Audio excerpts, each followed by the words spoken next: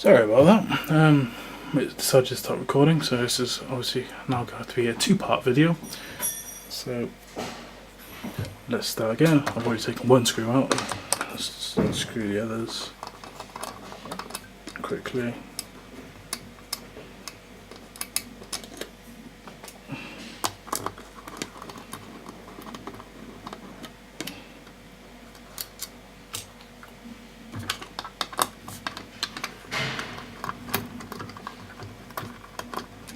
This is a really nice little nifty screwdriver thing, like I was saying. Got it for Christmas off my fiance's mum. I love little practical gifts like this. They always come in handy. Alright. So you've already seen these nice little nifty feet. Let's take this off. And first thing you'll notice is more of those nifty feet. I actually put these on there so that the circuit board wouldn't touch the outlet casing and fuck up other things. Right, let's zoom in a bit. Now, it's rather messy at the moment, but you can see the basic soldering thing. Originally this black line I drew it on just so I knew I had to break it along there in places. I didn't actually have to break it along these parts, it's just the middle 4 holes I had to break because that's where the IC is held. I'm going to have to flip this over, hopefully I don't break anything, because I will not be happy if I do.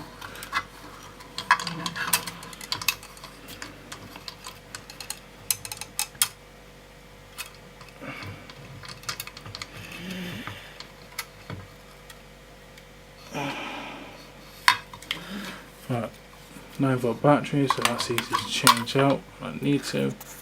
Let's zoom out again. Right.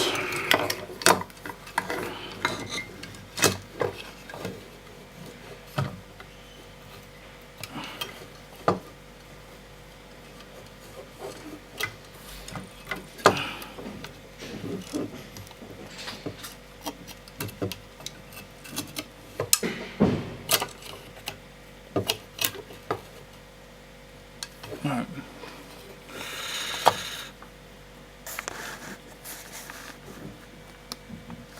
It's rather messy here at the moment. It seems to be rather stiff. I think that might just be because all the wires are like been squished together and everything. I don't want to break it, so you should be careful. Right.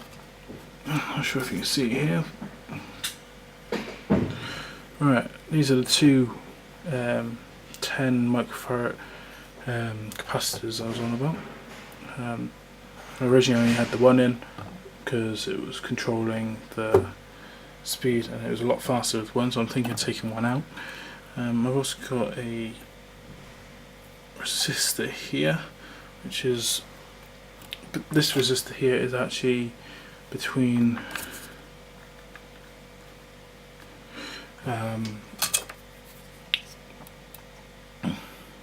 what's it called, the LEDs and the ground. Now there's a 10k resistor here which is actually going between pin 2 and 7 of the 555 IC chip. A lot of these other things at the back are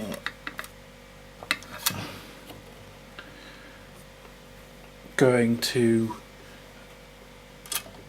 like the switches and the pots. Now originally there's another this resistor here that's that 10k one. There's actually 2 other cables either side. These are actually for the momentary switch and the thingy switch. If it's when the switch is on, it connects it and it allows the pedal to actually do the counting and timing. It allows the timer to connect to the capacitors and charge them up and release it. As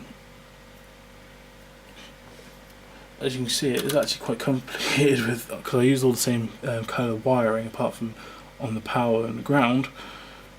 That's actually because I only bought one lot of wiring and it's rather expensive because I didn't have enough money to get any more, which is why I've got these bits of duct tape on them, masking tape I mean, with like numbers on them, so each number represents a pin to the XLRs.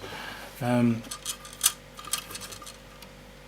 these ones are actually, this is just to hold the cables together for that. I'm not sure if you can see it or not, but at the top here, this is where the green LED is. I held it in with a bit of electrical tape because otherwise it would just keep falling out. The next thing I'm going to do with that is actually get in a proper holder for it. So yeah, it is quite an easy circuit, I suppose. There's a lot of things that went wrong with it.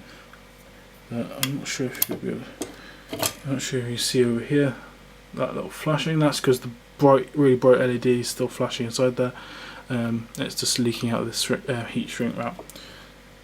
This stuff was, I had to do this a few times to get that right, because otherwise it would have let too much light in and it wouldn't have been very good. But yeah, both 22k resistors, I mean, for the pots, and like I said, this one's the volume which is going into the audio signal coming through the XLRs. Another problem I had with the XLRs and the photoresistor and all that was I needed to connect a ground cable in from both to keep it balanced. Otherwise, it was just crackling and it sounded dreadful. But yeah, I'm not you can't see it here, but on the pots, I was saying earlier that there's a little bump which is meant to go into the metal and lock it into place. But like I said, I'm going to fix that. So let me just put this back in without breaking anything. Believe it or not, this is actually really tricky.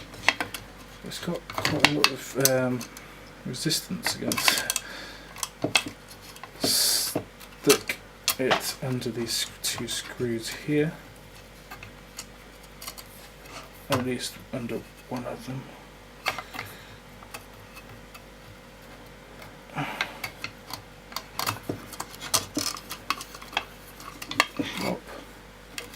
Actually, the slots inside there, and the lid goes, slots back on. Simple as that, and all the screws go back in. Alright, that is basically my demo stroke showing you exactly what parts I've used. The box itself came from Maplin, and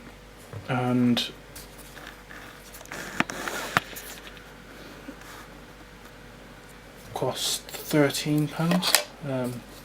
Any of the holes and stuff you have to drill it yourself, apart from these ones it comes with that and the screws to go in. It's all threaded and all that, so you don't have to worry about that. Like I said, all the different holes are different sizes, so you have to measure them and drill them out yourself. Another thing is, make sure you got drill bits big enough for these. I mean, this was 24mm hole, which I had to file out from a 13mm hole, and this is 18mm. I had to file out again from a 13mm because that's the only drill bit they had.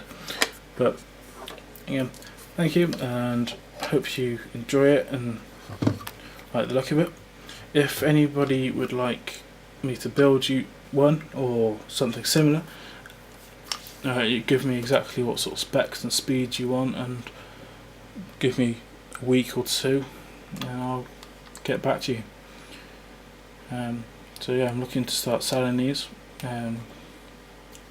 Obviously I'm going to get any finished ones, they won't be as rough as this. I will be giving them a lot better finishing. I'll either get them powder coated or I'll leave them exactly like this, but with my own designs and stuff on them. I actually have a name for this exact product. It's a bit cheesy, but there we go. It's Stutter Island. You know the film Shutter Island? It's basically a play on words to go with that. Cheers. Goodbye.